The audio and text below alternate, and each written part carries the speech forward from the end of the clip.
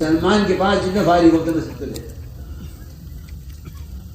فرماتے تھے باہر کا جتنا باطل ہے صرف اس لیے ہے کہ مسلمان کا فارغ وقت مسجد سے باہر گزر رہا ہے.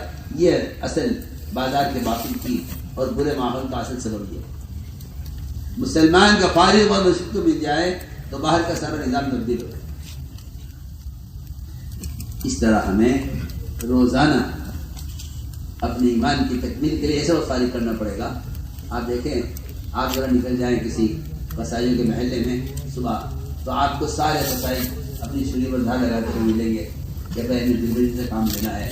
صبح کو ہم اپنے اوزاروں پر دھار لگاتے ہیں، چھریوں پر اور کلاڑیوں پر. ایسے ہی آپ جائیے کسی بڑھئی اور کارپینٹر اور نجار کے علاقوں میں، تو آپ یہ دیکھیں کہ وہ صبح سویرے اپنے اوزاروں پر، اپنے رندوں پر اور اپنی آری پر دھار لگا رہے ہوں گے. تو کیا کر رہی ہے کہ بھائی یہ ہم جن پر ہمیں ان سے کام لینا ہے. میں کہتا ہوں کہ صبح مسجد میں ایمان کے حلقوں میں بیٹھ کر اپنے ایمان کی تجدید اور رگڑ کر دلوں سے اللہ کے غیر کا تعصب نکالنے کی اس لیے ضرورت ہے تاکہ صبح سے لے کے شام تک نمازوں کے، ذکر کے، تلاوت کے، معاملات کے، معاشرے کے، لائن کے جتنے بھی تقاضے اللہ کی طرف سے آئیں گے ہم پر احکام، ان کو ہم پورا کر سکیں. اس لیے ہم صبح اپنے ایمان کی تجدید کر رہے ہیں. جیسے ایک بڑھائی جو ہے وہ اپنے اوزاروں پر دھار لگاتا ہے لیبر سے کام لینے کے لیے. صاف تقاض کرتا ہوں کہ یہ اس ایمان کو تازہ کیے بغیر دن بھر ایمان کے تقاضے کیسے پورے کر سکتے؟ تو یہ ہے بنیادی بات جو میں نے آپ سے کہی ہے کہ اس کام کا بنیادی مقصد ہر مسلمان کو چاہیے کہ وہ دعوت کے ذریعے اپنی ایمان کی تکمیل کرے. یہ بات اٹل ہے، پکی چکی بات ہے. اور حدیث سے بھرے ہوئے ہیں کہ دوسروں کو خود جا کر دعوت دیے بغیر ایمان کی تکمیل نہیں ہوگی. چاہے آپ نماز پڑھتے ہوں، دیندار ہوں، روزے رکھتے ہوں، حج و زکوٰۃ کرتے ہوں، اعمال خیر کرتے ہوں، کچھ بھی کرتے ہوں. یہ بات کو پورا کر لیتے ہیں. اس دعوت کو علماء نے دعوت دینے کو فرض عین قرار دیا اسی لیے ہے کہ ایمان فرض عین ہے اور اس کی تکمیل کا ایسا ہے. یہ ہر ایک کی اپنی ضرورت ہے. تبلیغ جماعت میں لگوں نہ لگوں، تبلیغ جماعت کا سوال نہیں ہے. سوال ہے میرے اپنے ایمان کا. آپ یہ سمجھتے ہیں کہ جماعت ہے جس میں داخل ہو جاؤں یا نکل جاؤں؟ نہیں. امر معروف نہی منکر یہ ہر فرد کی ذمہ داری ہے اور یہ امت مسلمہ کی اجتماعی ذمہ داری ہے. ہمارا کام طریقہ کار بتانا ہے. ہمارا کام کوئی جماعت بنا کر یا کوئی فرقہ بنا کر لوگوں کو دعوت دینا کہ ہمارے فرقے میں آؤ، آپ ہماری جماعت میں آؤ. ہمارا کام یہ ہے. اس لیے دوستو یہ ہے ایمان کا فریضہ. اور واقعی جتنا ایمان میں کمال ہوگا عبادات میں کمال ہوگا. اللہ نے قرآن میں نماز کو ایمان کہا ہے. نماز کے بغیر ایمان نہیں اور ایمان کے بغیر نماز نہیں. کتنا بڑا امت کا کتنا بڑا طبقہ ہے جو نماز سے غافل ہے. کتنا بڑا طبقہ ہے جو نماز سے غافل ہے. اور یہ بات یاد رکھو، جس کی زندگی میں نماز نہیں اس کے اسلام میں کوئی حصہ نہیں. اس کے اسلام میں کوئی حصہ نہیں. اس کی زندگی میں نماز نہیں، اس کے اسلام میں کوئی حصہ نہیں. عمر رضی اللہ عنہ نیزہ مارا گیا اور زخم اتنا گہرا تھا کہ میلے تک پہنچ گیا. وہ دودھ پلایا گیا تو وہ دودھ زخم سے باہر آ گیا. بے ہوش تھے. یہ خلیفہ ثانی ہیں. ان کے آخری کلمات کیا ہیں؟ اور آپ صلی اللہ علیہ وسلم خاتم الانبیاء ہیں. آپ کے آخری کلمات کیا ہیں؟ آپ کے آخری کلمات الصلاۃ الصلاۃ. آپ نے پوری اپنی زندگی کی ساری محنت کا خلاصہ اپنی موت کے وقت تین الفاظ میں پوری زندگی کا خلاصہ آپ نے پیش کر دیا. پوری زندگی کی محنت. الصلاۃ الصلاۃ کی اگر فرمایا اللہ کے حقوق کی حفاظت، اللہ کے حقوق کی حفاظت، اس کا اہتمام. امام ملکت ایمانکم کی اگر فرمایا کہ اللہ کے بندوں کے حقوق کا ادا کرنے کا اہتمام. اور تیسری بات یہ فرمائی امام ملکت ایمانکم، اور تیسری بات یہ فرمائی کہ انجی جیش اسامہ، کہ اسامہ کے لشکر کو روانہ کر دینا میری موت سے متاثر ہو کر. ایسا نہ ہو کہ تم جماعت کو روکو.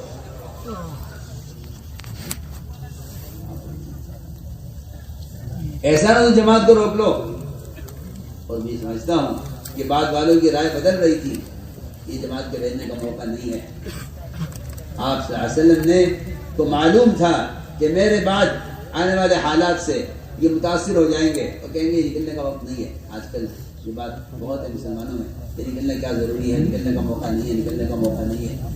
آپ غور کریں، سارے صحابہ، حضرت عمر، ابو بکر، عثمان، علی، حضرت عمر، عثمان، علی، انصار، مہاجرین، سب ایک طرف تھے. سب کی ایک ہی رائے کہ جماعت کے بھیجنے کا وقت نہیں. اتنا ابو بکر اڑے ہوئے تھے کہ نہیں. اور یہ کہا ابو بکر کہ منصوصات میں مشورہ نہیں ہے. جو چیز اللہ کی طرف سے طے شدہ ہے، جس کا عمل ہے نکلنے کا، اسے مشورہ نہیں ہے. اور یہاں تک کہہ گیا عمر کو کہ عمر تو بڑا بہادر بنتا تھا، اس وقت آج اتنا بزدل کیوں ہو گیا؟ جو کہتے ہیں یہ حالات میں کیسے نہیں. تو میں نے عرض کیا حضور اکرم صلی اللہ علیہ وسلم نے اپنی وفات کے موقع پر اپنی پوری زندگی کی محنت کا خلاصہ 3 لفظوں میں دے دیا. اللہ کے حقوق، بندوں کے حقوق اور امت کو ان حقوق کے ادا کرنے پر لانے کی عملی محنت اسامہ کے لشکر سے. ادھر عمر رضی اللہ تعالیٰ عنہ نیزہ مارا گیا، معدے تک زخم پہنچ گیا. اطباء مایوس ہو گئے تمہیں کی حیات سے. کوشش میں تھے عمر ہوش میں آئے، کوئی آخری وصیت کریں، کوئی بات فرمائیں آخری. ساری کوشش ہو گئی اور تمہیں ہوش میں نہیں آیا. کسی نے کہا انہیں ہوش میں لانا ہے تو ان کار میں نماز پڑھ دو. جی سوچیا، کہا عمر نماز. تمہیں ایک دم ہوش آ گیا نماز کے نام سے. تمہیں ہاں نماز کی زندگی میں نماز نہیں ہے، اس کے اسلام میں کوئی حصہ نہیں ہے. آپ اسے اندازہ کر لیجئے کہ جس آدمی کو نیزہ مارا گیا ہو، زہریلا نیزہ، زہر نے بجھایا ہوا، اور وہ معدے تک پہنچ گیا ہو اور بے ہوشی طاری ہو اور اطباء ان کے حیات سے مایوس ہو گئے ہوں، اس کو اس بے ہوشی میں نماز کے نام سے ہوش آ گیا، تو میں سمجھتا ہوں کہ پھر تاجر کی بے ہوشی سے زیادہ ہے، کارخانہ دار کی بے ہوشی سے زیادہ ہے، وزیر کی، صدر کی اور جو ہے ان سرمایہ داروں کی جو دنیا کے کاموں میں مشغول ہو کر نماز کو بھول جاتے ہیں، ان کی بے ہوشی اس سے بھی زیادہ ہے. کیونکہ وہاں عمر رضی اللہ تعالیٰ عنہ کو اس بے ہوشی میں نماز کے نام سے ہوش آ گیا. یہاں برابر کی مسجد سے اذان ریز کی ہے، اذان کی آواز آ رہی ہوتی ہے، اس تاجر کو نہیں معلوم کہ اذان کب ہو. اس لیے ہم عرض کر رہے ہیں کہ نماز کفر اسلام کے درمیان نماز کا فرق ہے. کافر کوئی بھی اچھا کام کر سکتا ہے، نماز نہیں پڑھ سکتا. مسلمان کوئی برا کام کر سکتا ہے، نماز نہیں پڑھ سکتا. یہ فرق ہے دونوں. میں تو کہا کرتا ہوں کہ مسلمان سے نماز کے لیے کہتے ہوئے شرم آتا ہے. نماز پڑھنے کا جو حکم ہوا تھا وہ تو ان کے لیے ہوا تھا جو اسلام میں داخل ہو رہے ہوتے. یہ دیکھو نماز پڑھنی ہوگی، روزہ رکھنا ہوگا، زکوٰۃ دینی ہوگی، حج کرنا ہوگا. یہ اسلام کے فرائض اسلام میں داخل ہونے کو بتائے جاتے تھے. مجھے کہیں ملا نہیں کہ مسلمانوں کو نماز پڑھنے کا حکم دیا جا رہا ہو. کبھی مسلمان نماز پڑھا دو. سوچیے، منافقین کی مجال نہیں تھی کہ جماعت کی نماز چھوڑ دیں. تہجد کی نماز میں منافقین آ جایا کرتے تھے. وہ سمجھتے اگر نماز چھوڑ دی تو اس کو مسلمانوں نے اسی جماعت سے باہر نکل جائے. اتنی اہمیت تھی نماز. اس لیے خود بھی عذاب سے بچو، دوسروں کو بھی عذاب سے بچاؤ. اس لیے کہ اگر بے نمازی پر عذاب آئے گا، اگر بے نمازی پر عذاب آیا، سنیے میں کیا کہہ رہا ہوں، اگر بے نمازی پر عذاب آیا تو نماز پڑھنے والے بھی نہیں بچے. میری کیا پتا ہے، میں تو پڑھتا ہوں، مجھے کیا پتا ہے مجھے کیوں عذاب آیا. کہ آپ پر عذاب اس لیے آیا کہ آپ نے اس کو نماز پر آمادہ نہیں کیا. بالکل یقینی بات ہے. نماز کا چھوڑنا منکر ہے، اور جو آدمی دوسرے کو منکر سے نہیں روک رہا ہے، اگر اللہ کا عذاب آئے گا تو پھر نجات صرف ان کو ہوگی جو دوسرے کو منکر سے روکتے تھے. قرآن کی آیت کا ترجمہ کر رہا ہوں. فَلَمَّا نَسُوا مَا ذُكِّرُوا بِهِ أَنجَيْنَا الَّذِينَ يَنْهَوْنَ عَنِ السُّوءِ. کہ اگر عذاب آیا نہ ماننے والوں پر تو اللہ تعالیٰ کی طرف نجات صرف دعوت دینے والوں کو ہوگی جو ان کو منکر سے روکا کرتے. میرے دوستوں نماز پڑھتے ہیں، لیکن یہ نماز اللہ تعالیٰ کے خزانوں سے براہ راست فائدے اٹھانے کے لیے ہے، اور براہ راست فائدے کیا؟ براہ راست اللہ کے خزانے جوڑ دینے والی نماز ہے، اور نماز یقیناً مدرس روک دے گی۔ اگر کوئی شخص نماز پڑھتے ہوئے بھی کوئی گناہ کرتا ہے تو یہ اس بات کی پکی علامت ہے کہ اس کی نماز میں نقصان ہے، اس کی نماز میں کرنا، کہ نماز میں اثر نہیں دکھلا رہی۔ اس لیے فرمایا کہ نماز کو درست کر کے پڑھو۔ حدیث میں آتا ہے اگر کوئی شخص رکوع سے اٹھنے کے بعد اپنی کمر کو سیدھا نہیں رکھتا تو اللہ اس کے نماز کی طرف اٹھا کر نہیں دے۔ صاحب روایت ہے من لم يقم صلبه بين الركوع والسجود لن يرجع الى صلاته، اللہ اس کی نماز کی طرف نظر اٹھا کر دیکھتے کہ جس کی نماز میں رکوع کے اندر اطمینان نہ ہو۔ ایک صاحب نے نماز پڑھی، جلدی پڑھی، آپ نے بار بار حکم لگایا جاؤ نماز پڑھو، تم نے نماز نہیں پڑھی۔ فرمایا نماز تم نے پڑھی ہی نہیں۔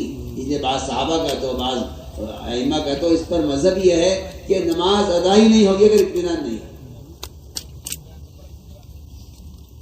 اس لیے میں نے عرض کیا کہ نماز پر ہمیں 3 طرح محنت کرنی ہے۔ پہلی محنت نماز کا ظاہر درست ہے، نماز کا ظاہر درست ہے۔ دوسری محنت نماز پر کہ نماز میں اللہ کا دھیان لایا جائے، اور تیسری بات یہ ہے کہ نماز کے ذریعے اللہ تعالیٰ سے مدد لو، اور اس کا مدد لینے کا یہ شرط یہ ہے کہ آپ اسباب کو پیچھے کر دیں اور نماز کو پہلے کر دیں۔ نماز کے ذریعے مدد لینے کے لیے شرط یہ ہے کہ آپ کو اقدام وقت کرنے پڑیں گے۔ ایک صحابی چلے تجارت کرنے کے لیے، پوچھا آپ سے بہن جانا چاہتے ہیں تجارت کے لیے؟ فرمایا ہاں جاؤ، لیکن آپ نے فرمایا پہلے 2 رکعت نماز پڑھیں۔ تجارت سے نہیں روکا، لیکن نماز کی تجارت کو مقدم کیا۔ فرمایا کرتے تھے کہ تیری نماز کا اللہ امتحان اس طرح دیں گے کہ ادھر اذان ہوگی مغرب کی، ادھر گاہک آ جائے گا۔ اب تیرا امتحان ہے، اگر تو واقعی اگر ایمان ہے تو یہ کہے گا گاہک سے آ جاؤ نماز کے لیے، تم بھی چلو میں بھی چل رہا ہوں۔ واقعی میں کہتا ہوں کہ اپنے ایمان کو بچانے کا ایک واحد ذریعہ ہے، یہ واحد ذریعہ کہہ رہا ہوں، اللہ کی قسم واحد ذریعہ کہہ رہا ہوں کہ اپنے ایمان کے بچانے کا واحد ذریعہ یہ ہے کہ دوسروں کو دعوت۔ مگر یہ باتیں لوگوں کو سمجھ آتی نہیں ہیں، وہ کہتے ہیں غلو کہہ کے بات ٹال دیتے ہیں۔ میں اس کی آسان مثال دے رہا ہوں۔ آپ کے اپنے ایمان کے بچنے کا جو واحد سبب ہے وہ صرف دوسرے کو دعوت دینا ہے، وہ اس کی مثال آپ کو پیش کرتا ہوں۔ اگر آپ دکان پر ہیں اور مغرب کی نماز کے وقت کو گاہک آ جائے، ادھر اذان ہوئی مغرب کی، ادھر گاہک آ گئے، اگر آپ اس گاہک کو کہیں آؤ میرے ساتھ نماز پڑھنے چلو، پھر تو آپ کی نماز آپ کی نماز محفوظ ہے۔ اور اگر آپ اس گاہک کو دعوت نہیں دیتے تو پھر وہ گاہک تو اپنے سامان کا داعی ہوگا اور آپ اس کے مدعو ہوں گے، اور یہ کہہ کر کہ بھائی جماعت کی نماز تو چھوٹ گئی ہے، چلو بعدیں پڑھ لوں گا۔ ایسی بات ہے، جماعت کی نماز چھوڑ دینا، آپ تو کہتے ہیں سنت چھوٹ گئی ہے، ہم کہتے ہیں نہیں، اللہ کی عدالت میں آپ کو بلایا تھا، آپ نے جانے سے انکار کر دیا۔ آپ کہاں جماعت کی نماز سنت ہے؟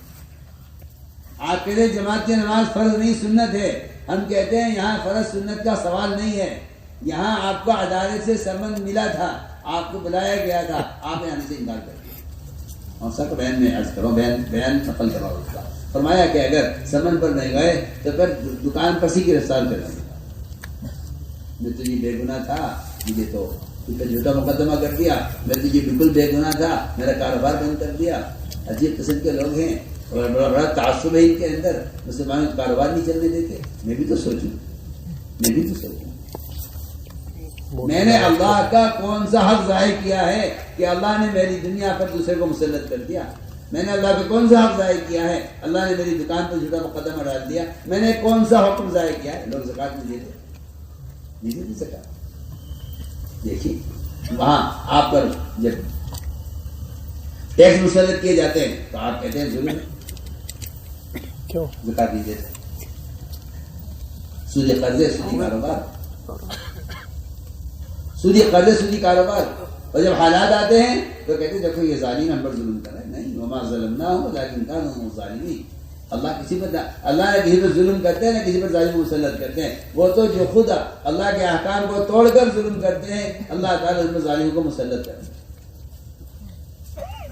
یہ اپنے آپ کو مظلوم کہہ رہا ہے کہ میرا کاروبار انہوں نے ختم کر دیا، مجھ پر انہوں نے GST لگا دی، مجھ پر انہوں نے مقدمہ کر دیا، میری اتنی آمدنی پر وہ ضبط کر لیا.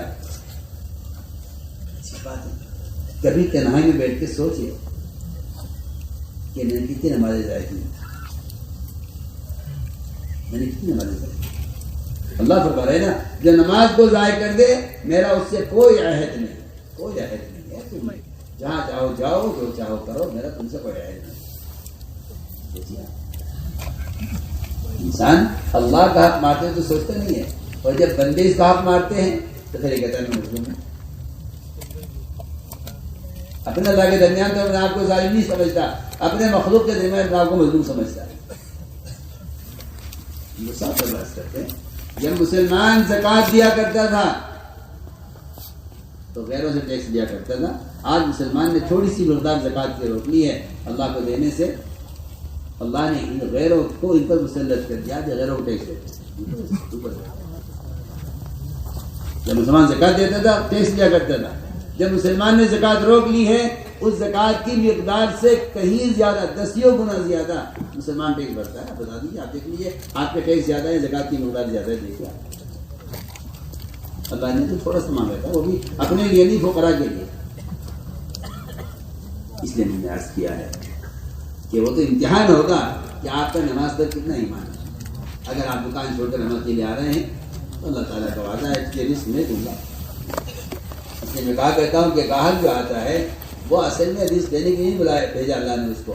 اللہ نے اس کو اس وقت اس امتحان کے لیے بھیجا ہے کہ تو ایمان والا ہے یا نہیں. اگر ایمان والا ہے تو نماز مقدم کرے گا، اور اگر ایمان والا نہیں ہے تو پھر تو گاہک کو مقدم کرے گا، نماز کو ضائع کر دے گا.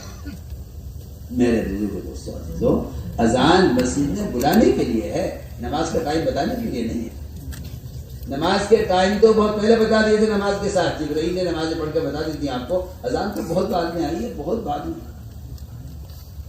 اذان بہت بعد میں آئی، اذان بہت بعد میں آئی ہے، لیکن نماز کے اوقات پہلے بتا دیے. اس لیے میں کہا کرتا ہوں کہ اذان تو نماز کا اعلان نہیں ہے، بلکہ اذان اللہ تعالیٰ کی طرف سے مسجد میں آنے کا سمن ہے. جس طرح عدالت کا سمن ہوتا ہے نا، چوتھا عدالت کا، اگر نہیں گئے تو تمہارے خلاف وارنٹ کٹ جائیں گے فوراً. دیکھے تو یہ تو مخلوق کی عدالت کا حال ہے، تو خالق کی عدالت کا حال کیا ہوگا؟ جبار ہے، قہار ہے، اس نے بلایا ہے آپ کو، اور آپ یہ کہہ کے چھوڑ دے کر نماز سے باہر پڑھنا سنت ہے، کوئی فرض نہیں ہے. کہ نہیں، اس کا سوال سنت فرض کا نہیں ہے، سوال اس کا ہے اللہ نے بلایا تھا، آپ آئے یا نہیں آئے؟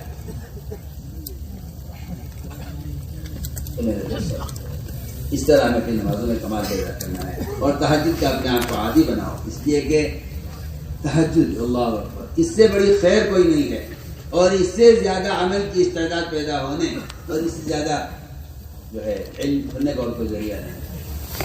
رات کے قیام کو صحابہ کرام پر 1 سال تک فرض کیا گیا. جب صحابہ تہجد کے عادی ہو گئے تو اسے نفل کیا گیا، ورنہ 1 سال تہجد صحابہ فرض رہی ہے. بلکہ قرآن میں یہاں تک ملتا ہے کہ ایک مومن اور ایک غیر مسلمان اور غیر مسلم، ایک مومن ایک کافر کے درمیان جو فرق ہے وہ فرق یہ ہے کہ کافر کا بستر تو رات سے لے کر صبح تک بوجھل رہے گا، اس کے جسم سے وہ سوئے گا صبح تک. اور مومن کی علامت یہ ہے کہ ان کے پہلو بستروں سے رات کو دور رہیں گے، قیام میں اور رکوع میں اور سجدے میں اور دعاؤں میں، اور پورا دن گزرے گا ان کا اللہ تعالیٰ کی رحمت کی امید پر اور اللہ سے ڈرتے ہوئے. میں نے عرض کیا کہ ہمیں اس طرح تہجد کا اپنے آپ کو عادی بنانا ہے. اور صاحب بالکل واضح بات ہے کہ ان سارے اعمال کا وقت پر ہونے کی جو عادت پڑے گی وہ اصل خروج سے پڑے گی. اس لیے کہ آدمی اگر اپنے دنیا کے نظام میں بیٹھا ہوا ہے اور اس نظام کی وجہ سے ان سارے اعمال کے کرنے کی عادت ختم ہو گئی ہے تو اس سب کو چھوڑ کر نکلنا پڑے گا. ہر سال 4 مہینے کی جو دعوت ہے اس کا اصل مقصد یہ تھا تاکہ سال کا کچھ حصہ ایسا ہو جس میں کم سے کم 4 مہینے یہ اپنے کاروبار کو چھوڑ کر جس کی وجہ سے اعمال میں غفلت ہو رہی ہے، جس کی وجہ سے کوئی تلاوت میں غفلت ہو رہی ہے، جس کی وجہ سے خود دعوت کا عمل کرنے میں غفلت ہو رہی ہے، 4 مہینے سب چھوڑ کر آدمی یکسو ہو کر نکلے عمل کے ماحول میں، تاکہ اسے عمل کی عادت باقی رہے۔ اس لیے میں نے عرض کیا بیویوں کی نمازوں میں کمال پیدا کرنا، اور یہ بات حق ہے کہ جب تک فضائل کا علم نہ ہو عمل کی رغبت نہیں پیدا ہوتی، عمل کا شوق نہیں پیدا ہوتا۔ ایک مزدور مزدوری میں پسینہ پسینہ ہو جاتا ہے کیونکہ اسے معلوم ہے کہ اس کا مالک اسے اس کام کے پورا ہونے پر 100 روپے دے گا، وہ اپنے آپ کو تھکا دیتا ہے اس کے لیے کہ مجھے 100 روپے دے رہے ہیں۔ لیکن مسلمان کو اللہ کے وعدوں کا نہ یقین ہے نہ وعدوں کی امید ہے، یہ عمل کو چھوڑ کر بیٹھا ہوا ہے، اسے اللہ تعالیٰ کی طرف سے ملنے والی مزدوری پر نہ کوئی اس کی طلب ہے نہ اس کو کوئی یقین ہے۔ اس لیے فرمایا کہ فضائل کی تعلیم میں جم کر بیٹھو اور اللہ کے وعدوں کو سنو۔ فضائل کی تعلیم میں فضائل اعمال مع فضائل صدقات اور بنیادی کتاب 6 نمبر سے متعلق منتخب احادیث، اس کی تعلیم کا بہت اہتمام کرو، اس لیے کہ 6 نمبر یہ کوئی نمبر نہیں، یہ صفات ہے جنہیں بندر پیدا کرتا ہے، اور ان صفات کو کی حقیقت کو سمجھنے کے لیے یہ احادیث کا مجموعہ اور ذخیرہ ہے جو جمع کیا ہے منتخب احادیث میں۔ اس سے تعلیم کا بھی اہتمام کرو اور تنہائیوں میں بھی اس کتاب سے احادیث یاد کرنے کی کوشش کرو۔ تعلیم کے ساتھ تعلیمی گشت بھی کرو کہ ہر فرد کو دعوت دے کر عمل ملا کر جوڑو۔ سارے محدثین کا امام رضی اللہ تعالیٰ عنہ تعلیم مسجد میں ہو رہی تھی اور وہ بازار سے لوگوں کو مسجدیں بھیج رہے تھے۔ یہ تعلیمی گشت اب امام المحدثین کی سنت ہے اور یہ ان کا طریقہ ہے، اس لیے ہم تاکید سے عرض کرتے ہیں کہ مسجدوں کے اندر فضائل کی تعلیم کا اہتمام اور ملاقاتیں کر کے تعلیم ہونا تعلیم نہیں ہے، ہر مسلمان کا تعلیم میں شریک ہونا اصل کا۔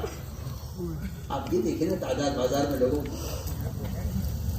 آپ مسجد میں حلقے میں بیٹھنے والوں کی تعداد سے مطمئن ہیں، لیکن آپ بازار میں جو مجمع ہے، جو عوام ہیں جنہیں دین کی خبر نہیں ہے، آپ اس کو نظر انداز کر کے آپ اس سے مطمئن ہو کہ ماشاءاللہ ہماری مسجد میں تو 50 آدمی تعلیم میں بیٹھتے ہیں۔ 50 آدمی آپ یہاں دیکھ رہے ہیں، یہ 5000 آدمی جو باہر کھڑے ہوئے ہیں، ان کے آئے بغیر آپ کو اطمینان یہ سے ہو سکتا ہے؟ ایک ایک ہاتھ پکڑ کر ایک ایک سمجھا کر یعنی 2.5 گھنٹے کی دینے والی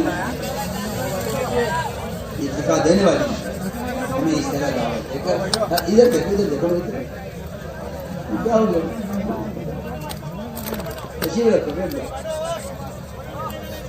کیا ہو رہا ہے؟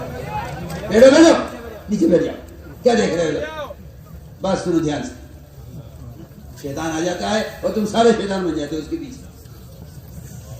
خاموش ہو کے بات سنو۔ ہمیں چاہیے کہ اپنی اپنی نماز کو اور اپنے سارے معاملات کو اور اپنی عبادات کو سنت کریں، اور اس کے لیے ضروری ہے کہ مسجد اس طرح فضائل کے حلقے قائم ہو، اسی طرح مسجد میں مسائل کے حلقے بھی قائم ہو۔ یہ بہت اہم بات ہے، ہم علماء سے بار بار اس کی درخواست کرتے ہیں کہ علماء مسجدوں کو وقت دیں اور عوام سے اختلاط کریں۔ ایک مسلمانوں کی اکثریت نہیں جانتی کلمہ کیا ہے، نماز کیا ہے اور غسل کے فرائض کیا ہے، نہیں معلوم۔ ایک کو مسجد کے ماحول میں لانا اور مسائل کے حلقوں میں بٹھانا اور علماء کی صحبت میں رہ کر، ہم تو صاف طور عرض کرتے ہیں کہ علماء کی صحبت کے بغیر نہ علم حاصل کیا جا سکتا ہے، نہ تربیت نہ کوئی تربیت ہو سکتی ہے۔ تربیت کے لیے اور مسائل سے سیکھنے کے لیے سب سے بنیادی سبب علماء کی صحبت ہے۔ اس لیے ہم علماء درخواست کرتے ہیں کہ مسجدوں کو روزانہ وقت دیں، جس طرح فضائل کا حلقہ مسجد میں اہم ہے، ضروری ہے، اس کے ساتھ ساتھ مسائل کا حلقہ بھی انتہائی ضروری ہے۔ چاہے 10 منٹ کے لیے 15 منٹ کے لیے ایک آدمی مسجد میں آیا ہے، اس پہ لے کے بیٹھے، اس کا حال معلوم کریں۔ حضور اکرم صلی اللہ علیہ وسلم آنے والے کا حال معلوم کرتے تھے۔ میں کہتا ہوں کہ علماء اور عوام کا ایسا جوڑ ہونا چاہیے جس طرح ڈاکٹر مریض کا ایک آپس کا تعلق ہوتا ہے اور مریض اپنی ساری بات ڈاکٹر کے سامنے پیش کرتا ہے، ڈاکٹر مریض کا حال دیکھ کر دوا تجویز کرتا ہے۔ عوام اور علماء اگر اس طرح نہیں ملیں گے تو میں کہتا ہوں کہ صرف ان اخبار رسائل سے اور ان نشر و اشاعت سے تو امت کو نہ ہدایت ہونی ہے، نہ تربیت ہونی ہے، نہ امت کو یہ معلوم ہو سکتا ہے کہ دین کیا ہے، فرائض کیا ہے۔ سب سے اہم بات ہم عرض کر رہے ہیں کہ ہر مسجد کو ہم مدرسہ بنانا چاہتے ہیں، تاکہ عوام اور علماء کے درمیان کے اس اجتماع سے امت کی تربیت ہو اور امت ہدایت پر کریں گے انشاءاللہ اہتمام۔ اسی طرح میرے بزرگوں دوستوں عزیزوں، ایک بہت بنیادی بات یہ ہے کہ جتنا بھی دین ہے اس پر چلنے کے لیے راستے دیکھیں گے روشنی چاہیے۔ بے شک آدمی کو دینی معلومات ہے، ذکر نہیں۔ دینی معلومات کا ہونا ایسا ہے جیسا کوئی آدمی اپنے گھر کا راستہ جانتا ہے مگر اندھیرے میں کھڑا ہے۔ آپ گھر کے جغرافیہ جانتے ہیں اپنے، آپ کمرے میں کھڑے ہوئے ہیں، آپ روشنی اندھیرا ہو جائے، بالکل لائٹ چلی جائے تو آپ کو نہیں معلوم کہ میں کدھر کھڑا ہوں، دروازہ کدھر ہے، بستر کدھر ہے، چارپائی کدھر ہے اور بیت الخلا کدھر، آپ کو نہیں معلوم۔ آپ کھڑے رہ جائیں گے وہاں، ایک قدم آپ نہیں بڑھا سکتے آگے۔ آپ سوچیں گے میں اس وقت آپ کو گھر کا نقشہ آپ کے ذہن میں ہے مگر آپ ایک قدم نہیں اٹھا سکتے، آپ کو معلوم نہیں دروازہ کدھر ہے۔ میں آپ سے ساتھ عرض کرتا ہوں، اگر اللہ کے ذکر کا اہتمام نہیں ہے تو مسلمان نہیں جان سکتا کہ تجارت اللہ کا کیا حکم ہے اور زراعت میں کیا حکم ہے، میں حکومت میں میرے لیے اللہ کے کیا احکام ہیں۔ اس لیے سب سے بنیادی چیز اس علم کے مطابق چلنے کے لیے اللہ کا ذکر ہے۔ اس سے ہمیں اللہ تعالیٰ کے احکام پر چلنے کے روشنی ملے گی، اللہ کے ذکر کا اہتمام۔ اس لیے کہ جو قلب ذکر نہیں کر رہا ہے وہ تو صرف کافر کا قلب ہے جو اللہ تعالیٰ کے ذکر سے غافل رہتا ہے، ورنہ مومن کا دل تو اللہ تعالیٰ کے ذکر سے آباد اور اس کی زبان اللہ کے ذکر سے کر رہتی ہے۔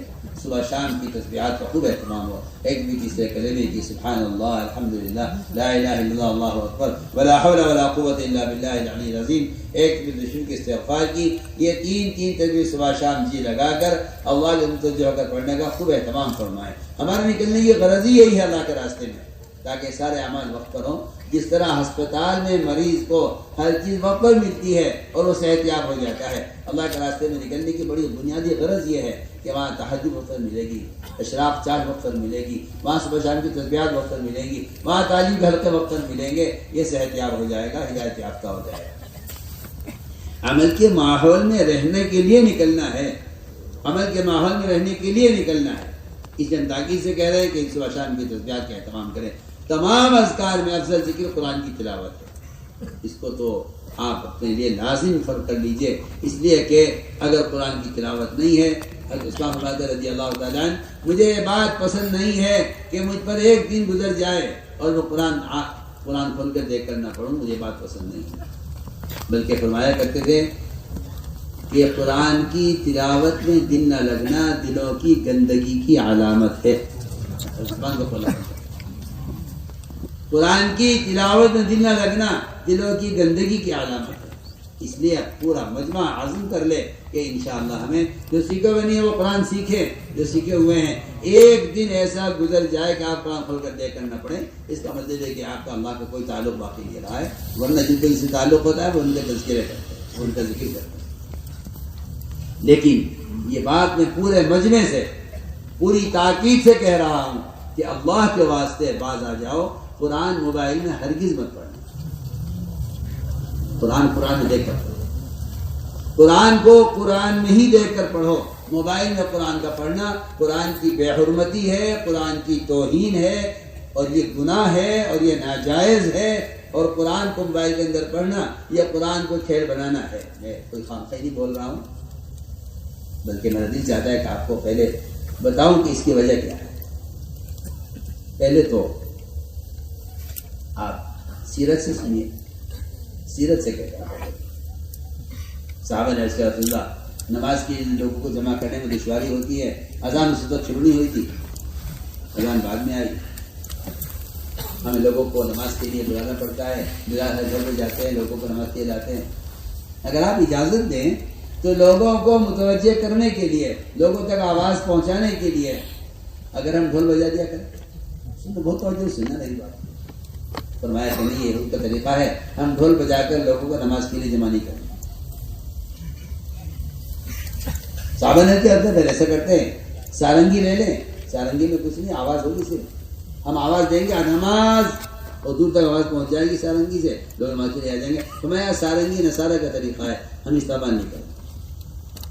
صحابہ نے کہا پھر آسان راستہ یہ ہے کہ ایک مرتبہ سب کو جمع کر کے بتا دیا جائے کہ 5 وقت نماز سے پہلے دھواں اٹھے گا مسجد سے، اور آسمان کی طرف دھواں اٹھے گا، بلندی میں دھواں جائے گا، سب دیکھیں گے کہ مسجد میں دھواں اٹھ رہا ہے، چلو نماز کا وقت ہو گیا. فرمایا آگ جلا کر جمع کرنا آگ کے پجاری مجوسیوں کا طریقہ ہے. سنیے آپ، وہ زمانے کے آلات تھے لوگوں کو جمع کرنے کے لیے، آواز پہنچانے کے لیے. آپ نے مروجہ نظام کو منع کر دیا کہ رواجی طریقہ اختیار نہیں کریں گے نماز کے لیے. جب وہ تو بہت بنیادی بات سب سے علماء ہو یا عوام سب سے کہتے وہ سارنگی مصیب آواز ہے. وہ ترقی کر کے یہاں تک پہنچی کہ پھر آپ کہیں بیٹھے ہیں کسی ملک میں، آواز کہیں کسی ملک میں جا رہی ہے. وہ ترقی ہوتے ہوتے ہوتے ہوتے وہ ریڈیو بن گئے. میں جو اصل بات کہنا چاہتا ہوں، اس ریڈیو کے بارے میں میری بات بہت دھیان سے سننا سر. اس ریڈیو کے بارے میں حضرت تھانوی مولانا اشرف علی تھانوی رحمۃ اللہ علیہ سے کسی نے فتویٰ معلوم کیا کہ مولانا یہ بتلائیے ہمیں کہ ہمارے ریڈیو پر گانے بھی آتے ہیں اور گانا بجانے بھی اس میں ہوتا ہے، میوزک بھی آتا ہے. اسی میں کسی اسٹیشن پر قرآن بھی آتا ہے. تو کیا جس ریڈیو پر گانے بجانے بھی آتے ہوں، قرآن بھی آتا ہو، تو کیا ہم ریڈیو پر قرآن سن سکتے ہیں یا نہیں؟ یہ استفتاء کیا ایک صاحب نے حضرت تھانوی رحمۃ اللہ علیہ سے، مسئلہ معلوم کیا.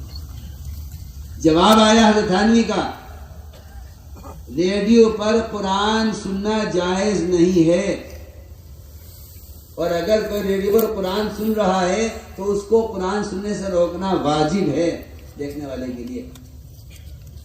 اور اگلی بات یہ فرمائی کہ قرآن ریڈیو پر سننا قرآن کی بے حرمتی ہے اور قرآن کو کھیل بنانا ہے. آپ کو سب کان کھول کے سن لیجیے. آپ بتائیے کہ ریڈیو کے اندر زیادہ گانے یا موبائل میں زیادہ گانے، بتائیے کیا فائدہ ہے؟ بتائیے. پھر بھی احساس مردہ ہوئے، پھر بھی کوئی احترام نہیں ہے قرآن کا. اپنے ماں باپ کی تصویر آپ قرآن میں نہیں رکھ سکتے. آپ کہتے ہیں قرآن کی عظمت کے خلاف ہے، اور آپ ان ننگی تصویروں میں قرآن رکھ کے پڑھ رہے ہیں. سوچیے، ان گندی فلموں میں ننگی تصویروں میں قرآن رکھ کے پڑھ رہے ہیں. عجیب. آپ کی عقل کو داد دی جائے کیا؟ یہ کیا کہا جائے آپ کو؟ یہ کچھ نہیں ہے یہود و نصارہ کے یہ طریقے اور یہ ان کے فتنے ہیں مسلمانوں کے دلوں سے قرآن کی عظمت کو نکالنے کا، اور کچھ نہیں. ارے قادسیہ کی جنگ میں صحابہ نے قرآن ساتھ رکھا ہوا تھا، اللہ نے قرآن کی وجہ سے مدد کی ہے. قادسیہ کی جنگ میں قتال میں ہم آپ سب سے پوری اہمیت کے ساتھ عرض کر رہے ہیں. اس کی امید ہے کہ انشاءاللہ یہ ہمارا مجمع ہے بات کو لے گا. عقل نہیں قبول کرتی اس بات کو. کہاں قرآن، کہاں اولیاء، کہاں ننگی تصویریں، کہاں قرآن؟ جس قرآن کو محمد صلی اللہ علیہ وسلم کے دل کو، جبکہ آپ کا دل، جب اللہ اکبر، آپ یہ لائٹیں بند کر دینا کیا ضرورت تھی؟ کیوں کھیل رہی سے لائٹیں ہوئے کھیلتے رہتے بیٹھے ہوئے بات سننے. سنیے محمد صلی اللہ علیہ وسلم، اللہ اکبر، اپنے تمام اجداد اور آبا کی پیٹھوں میں آپ منتقل ہوتے ہوئے آئے ہیں، اور آپ صلی اللہ علیہ وسلم شروع سے لے کے آخر تک ایمان والوں کے اور سجدے کرنے والوں کے درمیان سے منتقل ہوتے ہوئے آئے. آپ کے نسل میں کئی شرک نہیں، اوپر تک کئی شرک نہیں. سوچیے اللہ لکھائے میں قل احد نور عظیم تلا لآخر وجوه الساجدین تقلب فیہم قرنا فقرن الى ان جاء خیر المرسلین. کہ آپ کا نور وہ تو منتقل ہوتا رہا ہر زمانے میں، پیٹوں سے پیٹوں میں، پیٹوں سے پیٹوں میں، پیٹوں سے پیٹوں میں لوگوں کی. ساجدین یعنی ایمان والوں سے منتقل ہوتے ہوئے آپ آئے ہیں. آپ کا قلب بالکل صاف ہے. پھر بھی جبرائیل نے آپ کے قلب کو زمزم سے کئی بار دھویا ہے، کئی بار دھویا ہے، تو صاف کیا ہے اس کو قرآن اس میں اتارنے کے لیے.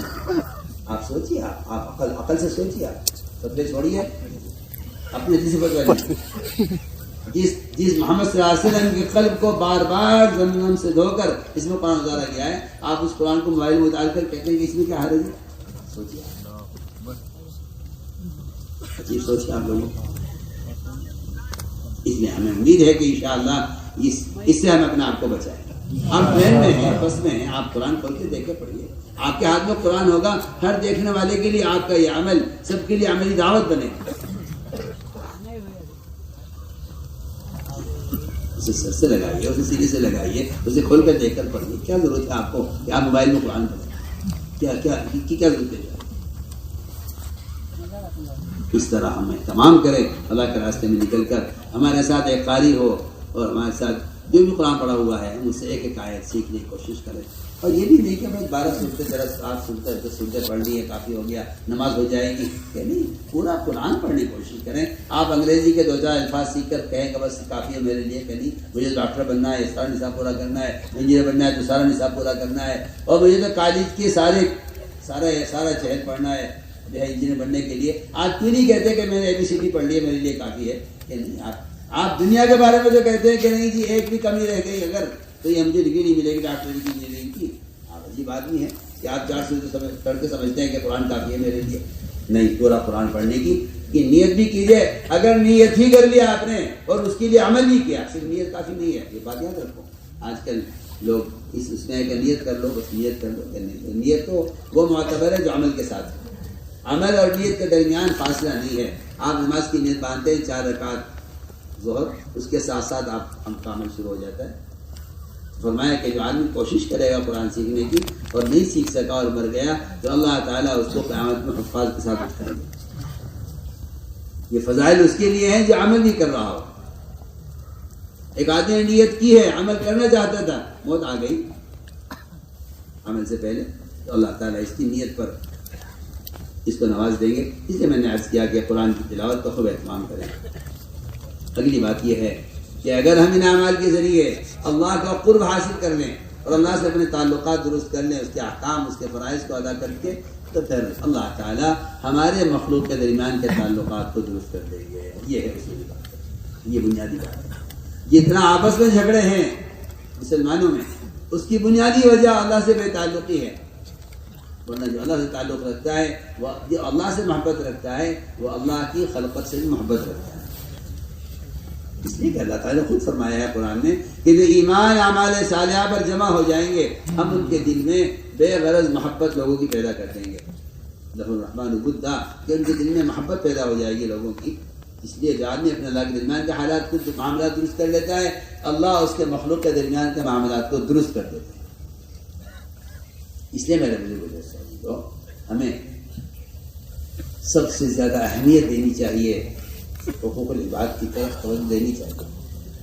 لیکن میں صاف طور عرض کرتا ہوں، شکایت ہے اس بات کی ہمیں کہ لوگوں کو نظر میری تہجد، میرا ذکر، میری تلاوت، میرے 4 مہینے اور میرے مسجد کی آبادی کی محنت اور میرا یہ اور معاملات میں یہ سمجھتا ہے کہ میں اس آدمی سے بہتر ہوں، کیونکہ اس کی نظر اپنی عبادات پر ہے.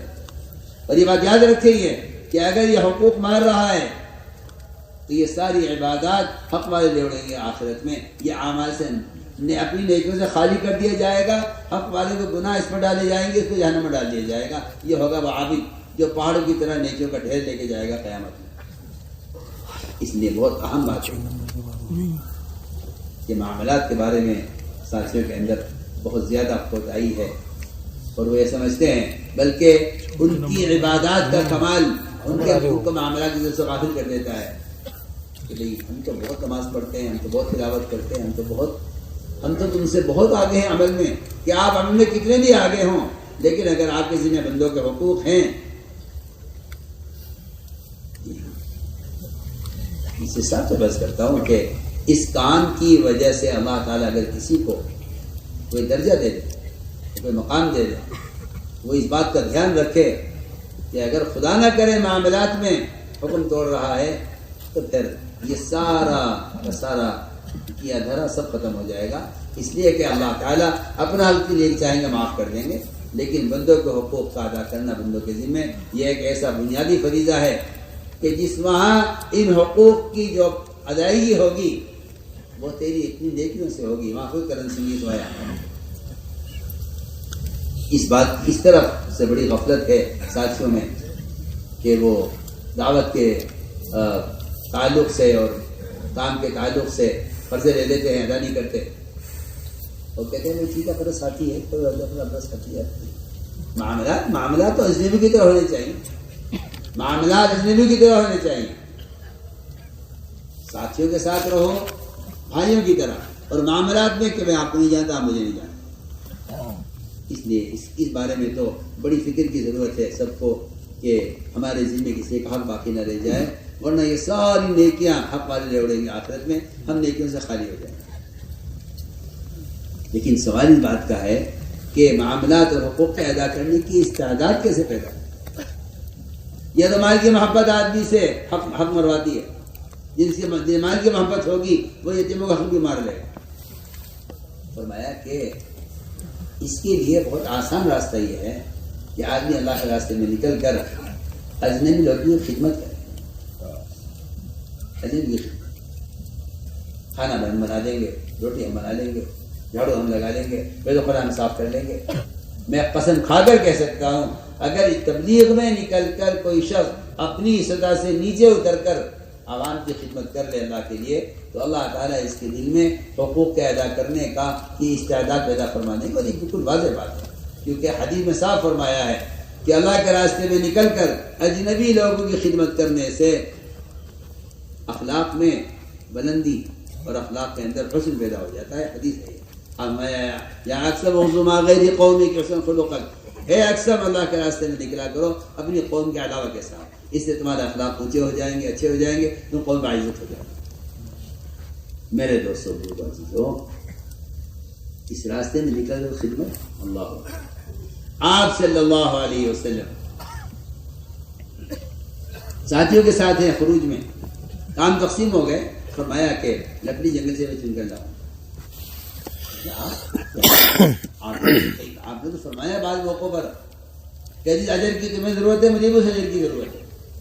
میں ایسا نہیں ہوں کہ میں اس میں صرف اجر کے وعدے بتانے کے لیے ہوں کہ میں تو بنا ہوا ہوں، نعوذ باللہ، بے شک اس میں کوئی شک نہیں ہے کہ آپ سے زیادہ اکمل اخلاق میں اور عبادات میں کوئی نہیں ہے، لیکن آپ صلی اللہ علیہ وسلم خود ایک عام صحابی کی طرح اپنے آپ کو اجر کا محتاج بنا کر پیش کر رہے ہیں، اور فرمایا ایک اس میں ضرورت ہے، نہیں اس کی ضرورت ہے۔ اس میں بھی تعمیر ہو رہی تھی، ایک پتھر آپ نے اٹھایا، وہ آپ سے اٹھا نہیں، پھر آپ نے زور لگایا، نہیں اٹھا، آپ نے پیٹ کا سہارا لیا اس کو کھینچ کر اٹھانے کے لیے، صحابی نے کہا آپ سے نہیں اٹھ رہا ہے پتھر، آپ اس کو چھوڑ دیجیے، یہ میں اٹھا لوں گا، آپ نے چھوٹا والا اٹھا لیجیے۔ فرمایا کہ جس اجر کی تمہیں ضرورت ہے مجھے بھی اس اجر کی ضرورت ہے۔ اس طرح حضور اکرم صلی اللہ علیہ وسلم صحابہ کے ساتھ اللہ کے راستے میں نکل کر اس طرح آپ کو عام لوگوں کی طرف اپنے آپ کو پیش کر دیا کرتے تھے ایک عام میں۔ اس لیے ہم کہتے ہیں کہ جماعت میں نکل کر اجنبی لوگوں کی خدمت، اس لیے کہ میں صاف طور سے کہتا ہوں کہ امت طبقات میں بٹی ہوئی، یہ کالے ہیں، یہ گورے ہیں، یہ اس خاندان کے ہیں، یہ نیچے خاندان کے ہیں، دوسرے خاندان کے ہیں، یہ مالدار ہیں، یہ غریب ہیں، یہ اس ملک کے ہیں، وہ اس ملک کے ہیں۔ اس کام کا بنیادی مقصد امت کے درمیان کے طبقاتی فرق کو ختم کرنا۔ اگر یہ طبقاتی فرق ختم نہیں ہوتا تو باوجود عبادات کے، ذکر و تلاوت کے، آپس کی خوریزیاں ختم نہیں ہوتی۔ امت بنائی تھی، امت بنانے کا مطلب یہ تھا کہ امت کے درمیان میں جو طبقاتی فرق ہے وہ ختم کیا جائے۔ امت کے درمیان کے طبقاتی فرق کو ختم کرنا یہ آپ صلی اللہ علیہ وسلم کا سب سے بڑا کارنامہ ہے۔ سارے نبی علیہ السلام سے ہٹ کر آپ نے جو اصل کام کیا ہے وہ یہ کیا ہے، ورنہ سارے نبی علیہ السلام مختلف قوموں کی طرف، قبائل کی طرف، مختلف حرفہ پیشہ ہو کر بھیجے گئے ہیں۔ آپ صلی اللہ علیہ وسلم کی بعثت سارے نبی علیہ السلام سے مختلف ہے۔ آپ کا میدان محنت سارا عالم ہے، ہر قوم ہے۔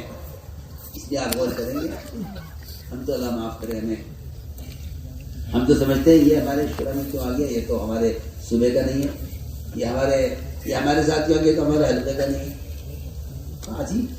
عجیب طرح کی تقسیم ہے، عجیب طرح کی تقسیم ہے۔ میں سب سے کہہ رہا ہوں اس تقسیم کا مزاج بنا ہوا ہے کہ آپ تو ہمارے حلقے کے نہیں ہیں، آپ یہاں کی، مجھے آپ سے کیا مجھے شرم آتی ہے کہتے ہوئے، حلقے تقسیم کر کے ایک دوسرے کا تعاون چھوڑ دینا یا ایک دوسرے کو اپنے حلقے میں آنے سے روک دینا ہے مزاج ہے لوگوں کا. میں تو کوئی نہ کوئی تہمت لگا رہا ہوں، نہ میں کوئی نئی بات کر رہا ہوں، میں تو جو دیکھ رہا ہوں آواز کر رہا ہوں. مجھ سے شکایت کی ایک صاحب نے کہ جی یہ ہمارے حلقے میں آ گئے، تو میں نے کہا دیکھو یہ میرے محلے میں کیوں آ گیا، یہ مزاج مسلمان کا نہیں ہے، یہ مزاج کتے کا ہے. مزاج کتے کا نہیں. آپ دیکھیں گے گاؤں میں دیہاتوں میں شہروں میں حال یہی ہے، گلیوں میں کتوں کے ایریے تقسیم ہوتے ہیں، ان کی گلیاں تقسیم ہوتی ہیں، ان کے محلے تقسیم ہوتے ہیں. اگر اس محلے کا کتا اس محلے میں آ جائے تو رات کو 2 بجے ہنگامہ ہو جاتا ہے. جب تک وہ نکل نہیں جاتا اس کو چین نہیں ہوتی کہ نہیں آپ یہاں سے نکل جائیے، آپ اس محلے کے نہیں. یہ تقسیم امت میں پیدا ہو گئی ہے جو بڑی غم کی اور بڑے افسوس کی، بڑی فکر کی. یہ میرا علاقہ ہے، آپ کا علاقہ، یہ میری مسجد ہے، آپ کی مسجد، یہ اللہ کی مسجدیں ہیں. اس کو تقسیم کرنے کا اللہ کی قسم کسی کو حق نہیں ہے، کسی کو اس کا حق نہیں. انتہائی فاسق اور انتہائی مفسد آدمی ہے وہ شخص. اس کے ذہن میں ہو کہ ہماری مسجد ہماری مسجد. مسجدیں بنائی اس لیے گئی تھی تاکہ امت کے درمیان کا طبقاتی فرق ختم ہو، تو میں نے مسجد کو طبقات میں تقسیم کر دیا. سوچیے آپ نے کیا کہہ رہے ہیں. مسجد بنائی گئی تھی تاکہ طبقاتی فرق ختم ہو. ایک ہی صف میں کھڑے ہو گئے محمود و ایاز. اس کا مقصد یہ تھا کہ یہ غلام بھی اور آقا بھی، کالے بھی اور گورا بھی، یہ ایک صف میں ہوں گے. صف اول کی فضیلت علماء کے لیے نہیں ہے، صف اول کی فضیلت ایک جاہل آدمی کے لیے نہیں ہے. علماء کی صف اول کئی ثابت کی. صف اول کی فضیلت ایسی بیان کی، حضرت نے فرمایا کہ یا رسول اللہ آپ نے ایسی بیان کر دی، اب تو لوگ صف اول کے لیے آپس میں لڑیں گے. تو کیا لوگ ایسے بتا بیان کر دیے صف اول. میں حیران ہوں اس بات سے کہ وہاں تو امت کو جمع کرنے کے لیے صف اول کی فضیلت سب کے لیے تھی تاکہ امت کا طبقاتی فرق ختم ہو، ایک صف میں کھڑے ہو کر. اور یہاں یہ مزاج بن گیا کہ ہماری مسجد تمہاری مسجد. یہ مزاج خدا کی قسم کفر کا مزاج. عامر بن طفیل نے کہا تھا حضور اکرم صلی اللہ علیہ وسلم سے کہ یا تو آپ مجھے اپنے بعد نبی تسلیم کر لیجئے کہ میں نبی بنوں گا. کہ نبی تو اللہ بناتے ہیں، ہمارے بعد تو نبی آنے والا نہیں ہے. لا نبی ہے بعد ولا امۃ بعد. اس نے کہا مجھے اپنے بعد نبی بنائیے. یہ مطالبہ نبی بننے کا کافر ہی کر سکتا ہے. کسی صحابی نے، کسی نعوذ باللہ کسی ایمان لانے والے نے کبھی اس کا تصور بھی نہیں کیا. کافر نے کہا تھا عامر بن طفیل نے کہ آپ مجھے اپنے بعد نبی بنائیے. میں کہ یہ میں آپ ہی نبی ہوں، میرے پاس کوئی نبی نہیں. اگر یہ نہیں مانتے آپ، اگر آپ یہ بات نہیں مانتے تو پھر میرا اگلا مطالبہ یہ ہے کہ پھر آپ علاقے تقسیم کر لیجیے. گاؤں کا علاقہ میں لے لوں، شہر کا علاقہ آپ لے لیجیے. یہ اس نے کہا یہ مدر وغیر کر کے تقسیم کر لیجیے کہ گاؤں کا علاقہ مجھے دے دیجیے، شہر کا علاقہ آپ دے دیجیے. آپ میرے علاقے میں نہیں آئیں گے، میں آپ کے علاقے میں نہیں آؤں گا. تو میں یہ بھی نہیں ہوگا. تقسیم کی ذہنیت ایک کافر کی ضرورت تھی، مسلمان کی نہیں. تقسیم کی ذہنیت، تفریق کے ذہن کافر کی ضرورت، مسلمان کی نہیں ہوتی. اس لیے ہم ایسا کر رہے ہیں، اس لیے ہم ایسا کر رہے ہیں کہ اکرام کے ذریعے ہمیں آپس کے اختلافات کو اور دوریوں کو ختم کرنا ہے. سب سے ملاقات کرو، سب سے ملو. تو سب کہتے ہیں تم خروج میں ہو، سب کو دعوت دو. آپ کس طرف ہیں، آپ کہاں گئے، آپ کون ہیں، آپ کہاں ہیں، آپ کدھر ہیں، آپ ادھر ہیں. بالکل فضول بات. آپ صلی اللہ علیہ وسلم کسی انسان کا درجہ اس سے کم نہیں سمجھتے تھے کہ آپ اس کو خود جا کر دعوت دیں. یہ تو ان صفات کے پیدا کرنے کی ایک عملی محنت ہے. صرف بیان ہو جائے ان صفات پر، اس سے کچھ حاصل ہونے والا نہیں. الفاظ بناتے ہیں، الفاظ کورس بناتے ہیں، الفاظ سے کچھ نہیں بنتا. دعوت ایک عملی محنت ہے، ایمان سے، عبادات سے لے کر اپنے مزاج کو بدلنے کی ایک عملی محنت ہے. اس لیے میں نے عرض کیا کہ یہ سارے کام اللہ کی رضا کے لیے کرتا ہے، اس لیے کہ ہر عمل کی قبولیت اور اس عمل کی نورانیت اور اس عمل کا اثر وہ تو صرف اخلاص پر ہے، اور شیطان لگا رہے گا نہیں اس کو بگاڑنے میں۔ صحابہ نے سوال کیا آپ صلی اللہ علیہ وسلم سے کہ اللہ ایمان کسے کہتے ہیں؟ ایمان اخلاص کو کہتے ہیں۔ ایمان اخلاص ایک چیز ہے، ایمان اخلاص ایک ہی چیز ہے، جیسے ریا اور شرک ایک ہی چیز ہے۔ اس طرح ہمیں ہر عمل میں اپنی نیت خوش ڈولتے رہنا ہے۔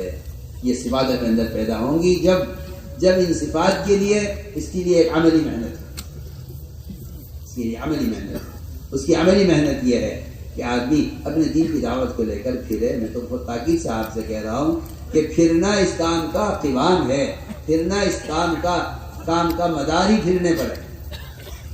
آج کل کچھ لوگوں کی ذہنیت ہے، اس نئے خیال کے لوگ پیدا ہو رہے ہیں جو کہتے ہیں پھرنا ضروری نہیں ہے۔ سوچیے آپ، عمر فرماتے رضی اللہ تعالیٰ عنہ، اگر اللہ کے راستے پھرنا نہ ہوتا عمر دنیا میں رہنا پسند نہ کرتا۔ لوگ سوچتے ہیں کہ بھئی ٹھیک ہے یہ تو نکل کے دعوت دیتے ہیں، مجھے اللہ نے مال دیا ہے میں مال لگا دوں، یہ جان لگانے میں مال لگا دوں۔ ایسی کوئی صحابہ میں تقسیم نہیں ہے کہ جان لگانے والے الگ مال لگانے والے الگ، ایسی کوئی تقسیم صحابہ میں نہیں ہے۔ جان لگانے والے 100% صحابہ تھے، جن کو اللہ نے مال دیا مال بھی لگایا، اللہ جزائے خیر دے ان کو۔ آج بھی ایسے لوگ ہیں ماشاءاللہ، اجتماعات میں وہ اپنی ذات سے مال خرچ کرتے ہیں، اللہ تعالیٰ ان کو اس کا بدلہ بھی دے گا دنیا میں بھی اور آخرت میں بھی۔ لیکن یہ بات یاد رکھیں سب، یہ بات سب یاد رکھیں کہ مال کا خرچ کرنا جان کا بدل نہیں ہو سکتا۔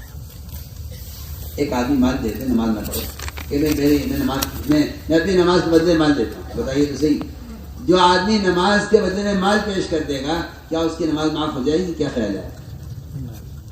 بولو ہاں، کوئی آدمی مر گیا، نیازی چلا گیا اور اس کی بے ہوشی میں 6 دن 10 دن 8 دن گزرے ہیں، اس کی نماز اس کی ذمہ ہے، اس کے مال سے اس کے مرنے کے بعد تجھے دے سکتے، حیات نہیں دے سکتے۔ جس طرح نماز کا فدیہ حیات میں مال نہیں ہو سکتا، میں کہہ رہا ہوں اس طرح مال جو ہے وہ کسی آدمی کے دعوت کا بدل نہیں ہو سکتا۔ دعوت کا تو آپ کے ذمہ اس طرح سے، نماز آپ کے ذمہ۔ بے شک دفاعی کام لوگ کرتے ہیں، خیر کے کام کرتے ہیں، کرنے چاہیے، اور اس کے لیے مسلمان کا ہونا بھی کوئی شرط نہیں ہے۔ غیر مسلم یہ کام کر لیتے ہیں، میں تو کھل کر کہتا ہوں، بے شمار غیر مسلم ہیں جو مسلمانوں کی مدد کرتے ہیں، اللہ تعالیٰ ان کو اس کا بدلہ بھی دے، اللہ تعالیٰ ان کو ہدایت بھی دے۔ میں تو صاف سے عرض کرتا ہوں کہ ایک بیماری آئی، کورونا آیا، جس میں غیر مسلموں نے مسلمانوں کی مدد کی ہے۔ ایسے پاکیزہ قلوب رکھنے والے بے شمار غیر مسلم ہیں، ہمارے ہندو بھائی ہیں جنہوں نے ایسے موقع پر تعاون کیا ہے، ہم ان کا شکریہ ادا کرتے ہیں، آج بھی کرتے ہیں، آئندہ بھی کریں گے، تو اس بات پیش آئے گی۔ لیکن سوال اس بات کا ہے کہ آپ مال خرچ کر کے یہ کہیں گی میں نے یہ کر دیا، باقی کام آپ کر لو۔ میرے ساتھ آپ سے سوال کرتا ہوں، ایک آدمی مسجد بنا دے نماز نہ پڑھے تو کیا مسجد بنانے کا جو عمل ہے یہ نماز پڑھنے کا عذاب سے بچا لے گا؟ کیا خیال ہے آپ کا؟ نہیں بچائے گا، پکی بات ہے۔ نماز چھوڑنے کا عذاب اپنی جگہ ہے اور مسجد بنانے کا ثواب اپنی جگہ ہے۔ ثواب کا کام عذاب کا بدل نہیں ہو سکتا ہے، سب بات ہے۔ اس لیے سوچ لینا کہ بھائی ہم نے تو مال خرچ کر دیا ہے۔ ایک مشرک تھا آج کی روایت، اکیلا تنہا، وہ سارے مینا کے حاجیوں کے کھانے کا تنہا انتظام کرتا تھا، جو کوئی مینا میں چولہا نہیں جلائے گا، سب میں کھانا نہیں بنا، اکیلا آدمی۔ حاجیوں کو رسی پلانا، انہیں ٹھہرانا، ان کی خدمت کرنا، ساری ضروریات ان کی پوری کرنا۔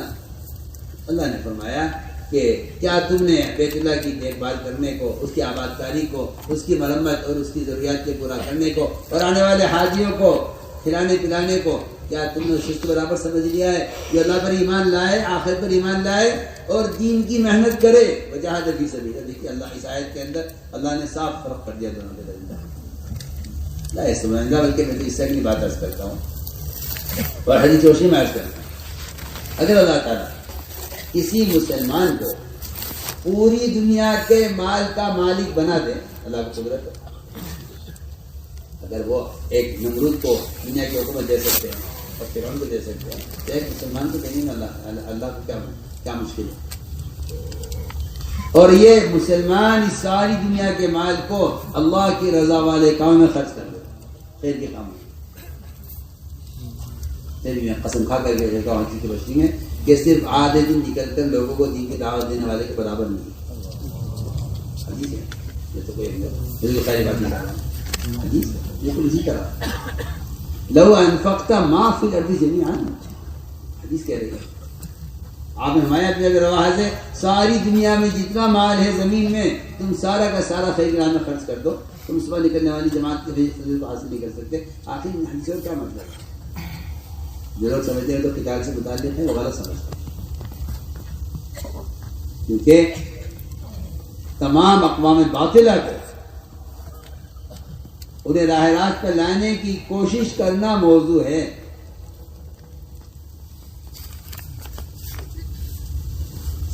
رکاوٹ کو صرف ہٹانے میں لگا رہے آدمی. میں تو صاحب سے بات کرتا ہوں کہ اگر دعوت نہیں ہے تو پھر قتال پہ بھی وہ مدد نہیں ہوگی. دعوت جو مدد ہے وہ صرف دعوت کی وجہ سے ہے کہ اگر دفاع بھی کریں گے آپ دعوت کے بغیر, دفاع بھی دعوت کے بغیر اللہ کی قسم وہ مدد نہیں لائے گا, کیونکہ صرف دفاع نہیں ہے بلکہ دعوت کے ساتھ دفاع ہے. میری بات شاید کوئی سمجھے, دعوت کے ساتھ دفاع. اگر دفاعی کام ہو رہا ہے دعوت نہیں ہے تو اس دفاع پر کوئی مدد نہیں ہوگی, کیونکہ اللہ تعالیٰ کو یہ بات اچھی نہیں ہے لگتی کہ اللہ کی مخلوق سے کوئی عداوت رکھے. انبیاء علیہ السلام کی جو مددیں ہوئی ہیں وہ مدد شرط اس بنیاد پر ہوئی ہے, بلکہ میں کہتا ہوں اس شرط پر ہوئی ہے کہ یہ ان کی ہدایت چاہتے ہیں, ان کی ہدایت چاہتے ہیں, ان کی ہدایت چاہتے ہیں. وہ ان کی ہلاکت چاہتے ہیں, یہ ان کی ہدایت چاہتے ہیں. یہ دیکھ لیجیے آپ سارے انبیاء کا اور ان کے قوموں کا درمیان کے آپ حالات دیکھ لیجیے. انبیاء ہدایت چاہتے ہیں, وہ ہلاکت چاہتے ہیں. نبی خون پہنچ رہے ہیں اپنے چہرے سے اور نہیں چاہتے کہ قدر زندگی گر جائے کہ قوم ہلاک ہو جائے گی, اور وہ قوم کے لیے اللہ سے اللہم اہد قوما لا یعلمون. ادھر نبی اپنے خون کو روک رہے ہیں اور ادھر اس حال میں قوم کی ہدایت کے لیے دعا کر رہے ہیں. تو میں نے عرض کیا کہ یہ ہے بنیادی چیزیں سمجھنے کی. اس لیے میرے بزرگ کو بہت سوال ہے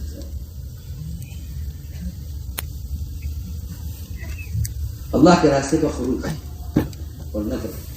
اور خروج اس لیے اہم ہے کہ اعمال متعدی بنانے ہیں. اعمال کا تعدیہ خروج کے بغیر ممکن نہیں ہے. آپ اپنی قبر میں بیٹھ کر عمل کرتے رہے آپ جاتے محدود رہے گا. حرمین کی عبادت سے خروج افضل ہے. یہ ایک حدیث نہیں, قرآن کی آیتیں میں بھی ہے اور احادیث میں بھی ہے. کیوں؟ تاکہ اعمال دین باعتبار امت کے قائم ہو, دین باعتبار امت کے قائم ہو. اس لیے میں نے عرض کیا تھا کہ جو آدمی خیر کے راہ میں مال خرچ کر دیتے ہیں وہ کبھی یہ خیال نہ کریں کہ یہ خروج کا دعوت کا بدل ہو جائے گا. ایک صاحب نے آ کر سوال کیا آپ صلی اللہ علیہ وسلم سے کہ میں 6000 سونے کی اشرفیاں مدینے میں رہ کر اگر خیر کام میں خرچ کر دوں تو کیا میرے جماعت میں نکلنے کا بدل ہو جائیں گے؟ آپ نے فرمایا کہ جو اللہ کے راستے میں نکل کر سو رہا ہے مجھ سے افضل ہے. سو رہا ہے جو خروج میں سو رہا ہے, وہ جو خروج میں سو رہا ہے وہ مدینہ منورہ میں رہ کر خیر کے کاموں میں 6000 اشرفیاں سونے کی خرچ کرنے والے سے افضل ہے, کیونکہ یہ خروج میں ہے. اس خروج میں اس لیے میں کہا کرتا ہوں کہ نفر و خروج کی ذات مقصود ہے. اللہ کا امر ہے نکلنے کا. انفرو, نکلو اللہ کے راستے میں, نکلو. قتال ہو یا نہ ہو نکلو. کیا مطلب اس کا کہ قتال ہو تو نکلو, یہ کس سے کا مطلب؟ بالکل نہیں. میں کھل کر کہہ رہا ہوں کہ نکلنا بذات مقصود ہے. مولانا صاحب کا ملفوظ ہے کہ اللہ کے راستے میں نکلنے میں دیر کرنا اللہ کے عذاب کو واجب کر دیتا ہے. بتائیے آپ سوچیے, کوئی اشکال کرے اس کا کیا تو کیسے کرے؟ اللہ کے راستے میں نکلنے میں دیر کرنا اللہ کے عذاب کو واجب کر دیتا ہے. سنیے آپ, قرآن میں ہے کہ اگر تم نے نکلنے میں تاخیر کر دی تو اپنے آپ کو اپنے ہاتھوں ہلاکت میں ڈال دو. اور یہ بھی صحابہ نے اس وقت یہ آیت جب نازل ہوئی تھی جب صحابہ نے کہا تھا کہ اسلام پھیل چکا ہے, مسلمان بہت ہو گئے ہیں, اسلام کو قوت مل گئی ہے, اب کوئی قتال بھی ہونے والا نہیں ہے. ان ساری باتوں کو سوچ کر جب صحابہ نے یہ طے کیا کہ ہم دوسری مدینے میں رہیں گے باقاعدہ کام کے ساتھ, تب آیت نازل ہوئی کہ اپنے آپ کو ہلاکت میں مت ڈالو. کیا ہلاکت ہے؟ کیا ہلاکت یہ ہے کہ ہم گھر میں بیٹھ جائیں اور شہر مدینے میں رہنے باہر نہ نکلیں, یہ ہلاکت ہے. پڑھیے نا قرآن, پڑھیے آپ کو پتہ چلے گا.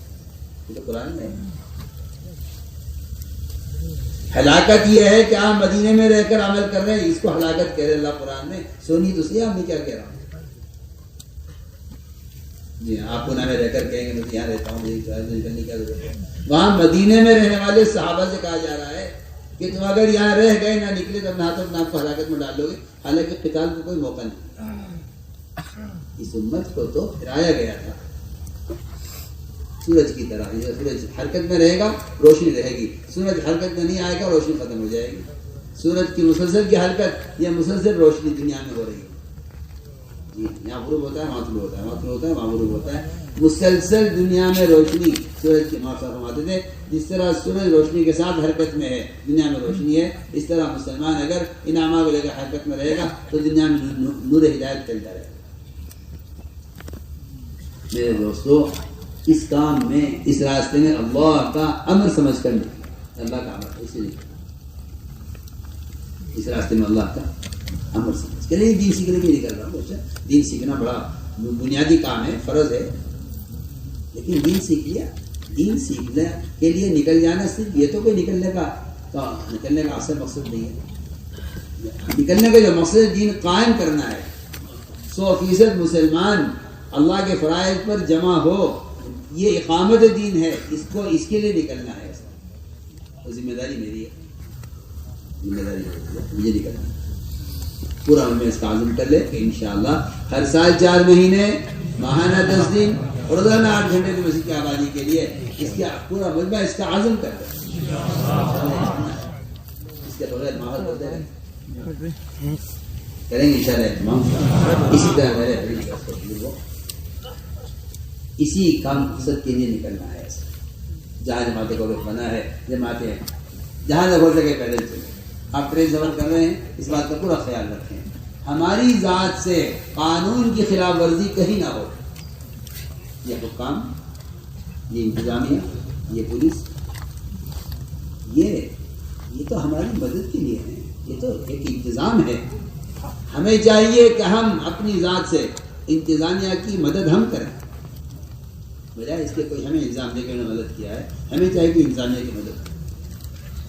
آپ ٹرین میں نماز پڑھیں، گزرنے والوں کو دشواری نہ ہو، راستے میں نہ پڑھیں. یہ نہیں کہ آپ رک جائیے ہم نماز پڑھ رہے ہیں. آپ نماز اس طرح پڑھیے سیٹ کے اندر کی طرف ہو کر، چاہے 2 ساتھی نماز پڑھیں جماعت کر کے، لیکن مجمع کو روکنا یا ان کو پریشان کرنا ایک اور بیماری ہے ہمارے ساتھیوں میں. جب جماعت سفر کرتی ہے نا ٹرینوں میں، تو جی ہم جماعت ہیں، ہمیں تعلیم کرنی ہے. بھائی صاحب آپ سیٹ چھوڑ کے آ جائیے، بھائی صاحب آپ ادھر آ جائیے، ہماری جماعت ایک ساتھ رہے گی. کیوں ایک ساتھ رہے گی؟ کیا ضرورت ہے آپ کو؟ یہ تعلیم کریں گے. آپ سے کس نے کہا ٹرین میں تعلیم کرنے کے لیے؟ ٹرین تعلیم کرنے کی جگہ تھوڑی ہے. تعلیم کتاب پڑھنے میں تعلیم نہیں کہتے. آپ کے برابر میں ایک آدمی بیٹھا ہوا ہے، آپ اسے کلمہ سکھلائیں، تعلیم ہے. آپ سے نماز سکھلا رہے، یہ تعلیم ہے. کس نے کہا آپ سے کہ صرف کتاب پڑھنے کی تعلیم ہے؟ ہماری جماعتیں مسافروں کو تنگ کرتی ہیں.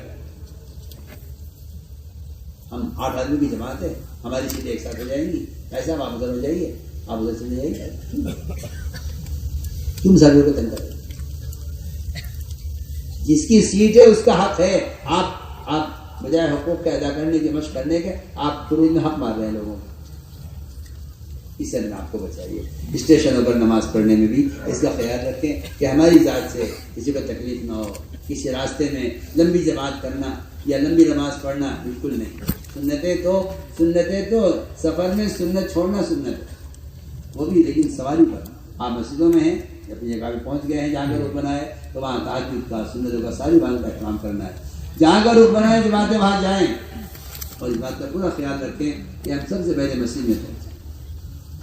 مسجد سے ہمارے کام کی ابتدا ہے. مسجد میں داخل ہو سنت طریقے سے، اور تحیۃ المسجد کا اہتمام کریں. 2 رکعت اگر مکروہ وقت نہیں ہے، عصر کے بعد کا وقت نہیں ہے، نوافل کا وقت نہیں ہے، اور ایسے ہی سوال کے وقت میں، اور ایسے سورج طلوع ہو رہا ہو تو ایسے وقت میں نوافل نہ پڑھیں. ہاں اس کے علاوہ وقت ہے تو آپ 2 رکعت تحیۃ المسجد پڑھ کر سب سے پہلا کام مشورہ ہے. مشورے مقامی ساتھیوں کو ضرور ساتھ لیجیے. مقامی ساتھیوں کو ساتھ لے کر ملاقاتوں کا نظم بنائیے، متکلم آپ کے ساتھی رہے اور مقامی ساتھی آپ کے رہبری کرے، یہی سنت ہے آپ صلی اللہ علیہ وسلم۔ مقامی آدمیوں کو رہبر بنا کر ان سے کام لیا کرتے تھے، اس لیے ہمیں چاہیے جہاں جائیں وہاں جا کر ساتھیوں سے ملاقاتیں کریں۔ ہمارے چند گشت انتہائی اہم ہیں۔ عمومی گشت سب سے بنیادی چیز ہے، جو اسلام میں ریڑھ کی ہڈی، مالیہ صاحب فرماتے تھے گشت اسلام میں ریڑھ کی ہڈی کی طرح ہے۔ اگر ریڑھ کی ہڈی کا ایک محور سرک جائے تو آدمی کا پورا بدن ڈھیر ہو جاتا ہے، نہ ہاتھ اٹھا سکتا ہے نہ پاؤں اٹھا سکتا ہے، کیونکہ وہ کمر کی ایک ہڈی سرک گئی ہے۔ اس لیے 20 سال بستروں پر گزار دیتے ہیں لوگ، کیونکہ کمر کی ہڈی میں فرق آ گیا۔ مالیہ صاحب کا محفوظ یہ گشت ریڑھ کی ہڈی کی طرح ہے۔ مطلب یہ تھا کہ اگر گشت صحیح طریقے سے ہو گیا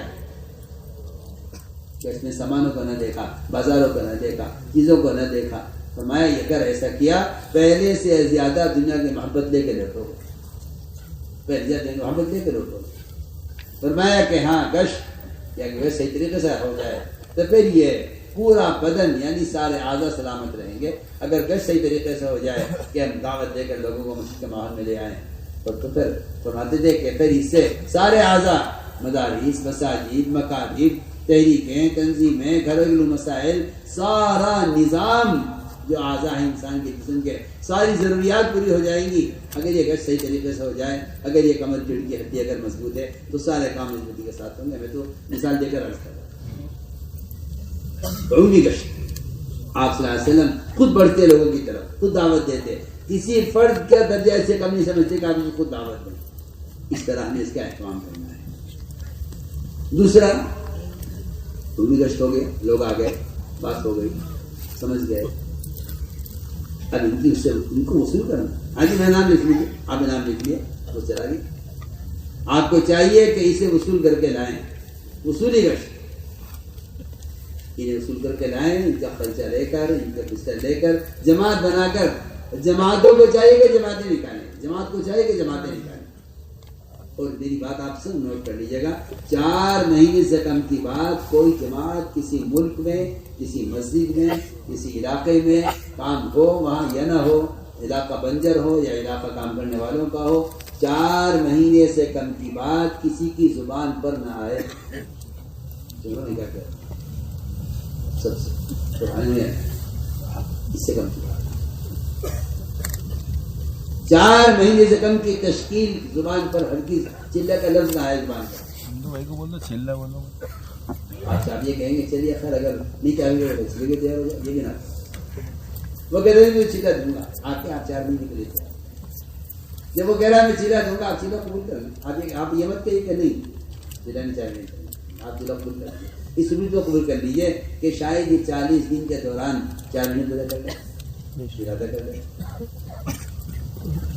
4 مہینے سے کم کی تشکیل ہرگز نہ ہو۔ مالیہ صاحب کا یہ سب سے اس زمانے کا ملفوظ ہے جب پہلی جماعت کراچی بھیجی، اس زمانے کا یہ حکم کہ 4 مہینے سے کم کی بات نہ ہو۔ چاہے کوئی نئے سے نئے آدمی ہو، بڑے سے بڑا تاجر ہو، بڑے سے بڑا کوئی بلڈر ہو، بڑے سے بڑا کوئی مالدار ہو، کوئی وزیر ہو، 4 ماہ سے کم کی بات نہ ہو۔ مالیہ صاحب کا محفوظ ہے ہر سال 4 مہینے اس راستے میں نکلنے کو۔ اپنا اگر زندگی نہ بنایا ایمان کا مزہ نہیں چکھ سکتے، تو معمولی بات ہے۔ اس لیے آپ جہاں بھی جا رہے ہیں وہاں جم کر بات رکھیں، بچانے کی جم کر تشکیل۔ امت میں استعداد ہے، مگر اگر آ جائے بھی تو ویسے کسی کا بھی 4 سال کے لیے آپ کو جانا ہے فیملی کے بغیر، آج ہی چلے تیار۔ میں تو آپ سے کہہ رہا ہوں استعداد ہے۔ اگر ویزا آ جائے آپ کا کسی ملک سے اور وہاں سے آپ کو 2-4 لاکھ روپے کی آپ کو تنخواہ ملنے لگے تو آپ کی ماں، آپ کے باپ، آپ کے بھائی بہن بیوی سے کہیں گے خدا کے واسطے چلے جاؤ، خدا کے واسطے چلے جاؤ، آپ کی خوشامد کریں گے۔ آپ نہیں جائیں گے تو ان کو وہ ناراض ہوں گے آپ پر کہ آپ کیوں نہیں جا رہے۔ آپ سوچیے کسی دنیا کے لیے اتنی استعداد ہے۔ مجھے ایک سامنے آ کے شکایت کی کہ میں اپنے بچے کو ملک بھیجنے چاہ رہا ہوں، جانے کو تیار۔ آپ دعا کر دیجیے اللہ کے واسطے وہ چلا جائے، اس لیے کچھ تمام ملازمت مل رہی ہے، بڑی اچھی آمدنی ہو رہی ہے۔ جیسے کہتا ہوں آپ ہی آدمی دنیا کے لیے مارا پھرے، جبکہ صحابہ کرام کی نقل و حرکت ملکوں میں دین کو قائم کرنے کے لیے صلاحیت ہے، لیکن بس ذرا سا رخ کرنے کی ضرورت ہے۔ اس طرح ہمیں انشاءاللہ ہر جگہ سے نقل جماعت ہیں۔ جو 4 ماہ لگائے ہوئے 3 بار آپ کھل کر ان کی تشکیل کریں بیرون کے لیے 2 لاکھ 2.5 لاکھ 3 لاکھ خرید کا مطالبہ کریں. اس میں جھجکنا یہ امت کی صلاحیتوں کو ضائع کر دینا ہے. بالکل نہیں. آپ بتائیں 2 لاکھ کے لیے کون تیار ہے؟ 3 لاکھ خرچ کرنے کے لیے کون؟ اس سے حوصلے بڑھیں گے. صحابہ کرام کے زمانے میں تشکیل کا طریقہ یہی کہ یہ تقاضا آ گیا ہے, اس تقاضے پر یہ خرچہ کون دے گا؟ اسی طرح اس طرح ہمیں انشاءاللہ ہمت سے ہر جگہ بیرون کے لیے تشکیلیں بھی کرنی. تیسرا گشت وہ ہمارا تعلیمی گشت ہے. تعلیم کے ساتھ گشت کا اہتمام کریں. میں عرض کر چکا تعلیم کے ساتھ. اسی طرح ہمیں ہمارے جو خصوصی ملاقاتوں کے ذریعے علماء ہیں یا خواص ہیں ان کے خدمت میں جانا ہے. علماء سے تو ملاقات کر ہماری جماعت مسجد میں آ رہی ہے. آپ اگر تشریف لا کر ہمیں چند کلمات آپ فرما دیں گے, ہمیں بھی فائدہ ہوگا, ہماری جماعت کو فائدہ ہوگا. تو علماء سے بھی عرض کر رہے ہیں کہ مسجدوں کو وقت دے کر وہاں کے عوام سے تعلق قائم کریں. علماء عوام کے درمیان یہ موبائل, علماء عوام کے درمیان بمفلے, یہ نہ عوام کی تربیت کا طریقہ ہے, نہ تعلیم کا طریقہ ہے. کچھ نہیں. عوام علماء کا اجتماع چاہتے ہیں مساجد کی سطح پر, تاکہ ہر مسجد مدرسہ بنے اور یہاں سے امت کو دین سکھلایا جائے. اس کا اہتمام فرمائیں. علماء کی زیارت کو عبادت یقین کریں اور علم علماء سے محبت کریں. اس طرح ہمیں نکل کر اس طرح محنت کرنی ہے. میرے دوستو عزیزو, ہر جگہ سے نقل جماعتیں نکالنے کی پوری کوشش کرو. جب تک ایک مسجد کی آبادی کی ترتیب پر نہ آ جائے, وہاں کے اطراف کے مسجد کے اطراف کے گھروں میں 5 اعمال زندہ نہ ہو جائیں, جماعت آگے نہ بڑھے. عام طور سے جماعتیں کرتی ہیں کہ یہاں جماعتیں کوئی طرح آگے چلو. مقامی سازی کہتے تھے آپ آگے بڑھ جائیں. وہ جماعتیں آگے بڑھا دی جاتی ہیں جو جماعتیں مقامی لوگوں پر بوجھ بنتی ہیں. ہم تو صاحب کہتے ہیں اگر آپ جا رہے ہیں مہمان بن کر تو مقامی ساتھی کہیں گے آپ آگے بڑھ جائیں گے. اگر آپ جا رہے ہیں میزبان بن کر, فرماتے رضی اللہ تعالیٰ عنہ کہ جب تم اللہ کے راستے میں نکلا کرو تو مال زیادہ لے کے نکلا کرو, اور جہاں جاؤ وہاں دسترخوان وسیع کرو اور وہاں کے لوگوں کا احترام کرو. اگر آپ صبح شام مقامی لوگوں کی دعوت کریں گے, انہیں کھلائیں گے پلائیں گے. آپ صلی اللہ علیہ وسلم کی سنت یہی ہے. میں تو کھل کر کہتا ہوں, دعوت کے بغیر مال خرچ کرنا خلاف سنت ہے, اور دعوت دین کی دعوت کے بغیر کھانے کی دعوت کر دینا خلاف سنت ہے. تو کھل کر کہتا ہوں سنت یہ ہے کہ دعوت دین کی دعوت کے ساتھ اکرام دعوت کے بغیر یہ خلاف سنت ہے. اس لیے آپ سے میں تاکید سے کہہ رہا ہوں کہ جماعت میں نکل کر جہاں جاؤ, بجائے آپ ان کے مہمان بنے, انہیں اپنا مہمان بنائیں. آپ داعی ہیں, آپ میزبان ہیں, وہ آپ کے مہمان ہیں, وہ مجبور ہیں. اگر اس طرح محنت ہوگی تو جماعت کو مقامی لوگ کہیں گے جی ماشاء اللہ آپ اور قیام کیجیے, جماعتیں نکل رہی ہیں, لوگ متوجہ ہو رہے ہیں. اور اگر آپ اس میں لگ گئے کہ بھائی مقامی لوگ ہمارا کوئی انتظام کر دیں تو آپ کو بہت کون اٹھائے گا, پھر آپ کو کہا جائے گا آپ اسی جگہ منتقل ہو جائیں گے. نہیں, اس لیے میں تاکید سے کہہ رہا ہوں کہ ایک مسجد میں جم کر کام کرو, چاہے 8 دن 10 دن. میں نہیں کہتا کوئی 3 دن 4 دن کا کوئی اصول ہے, بالکل نہیں ہے.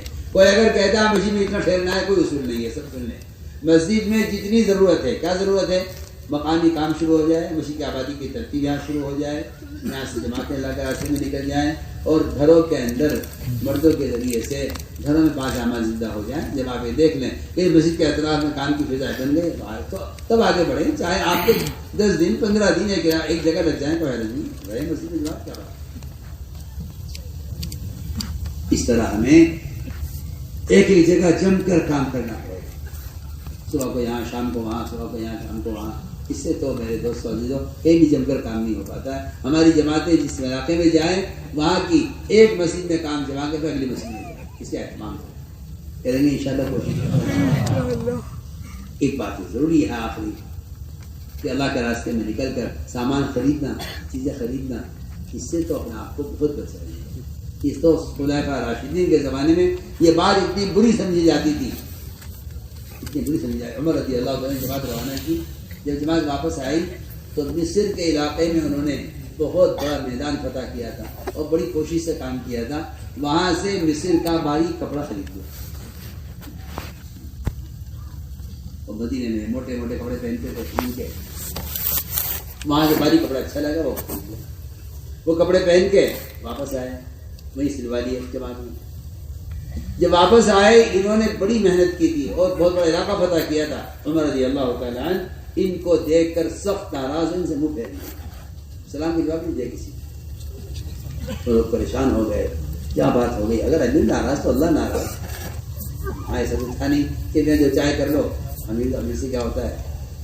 وہاں امیر کے ناراضگی سے اللہ کی ناراضگی کا اتنا یقین تھا کہ جماعت پریشان ہو گئی، عبداللہ بن عمر کے پاس گئے، جا کر ان سے کہا کہ جی ہم تو کوئی ایسے میں تو وجہ سے نہیں آ رہی ہے، تمہاری کی ناراضگی سخت ناراضگی ہے، ہمارے اسلام کا جواب نہیں دیا، ہم سے منہ پھیر لیا اور ہمیں باہر نکال دیا، کیا وجہ پیش آ گئی؟ ہم نے کیا جرم کر دیا؟ بیٹے سے پوچھا جا کے، شاید جا کر اندر پوچھ لیں اپنے ابا جان سے کہ جی کیا ہوا، جماعت کی کیا پتہ ہے، آپ کا کیا ہوا؟ حضرت عمر نے کہا دیکھو اور تو کوئی وجہ ناراضگی کی نہیں ہو سکتی، تم لوگوں نے وہاں کپڑا خریدا ہے اس لیے تم ناراض، یہ پیسہ جو خروج کا یہ وقت امانت ہے، اللہ کے اس کا جواب دینا۔ انہوں نے صاف فرمایا حدیث میں کہ جو نکلنے کے زمانے میں جس چیز کا بھی ارادہ کرے گا وہ لے کے آ جائے گا، ہدایت نہیں ملے گی، دنیا مل جائے گی۔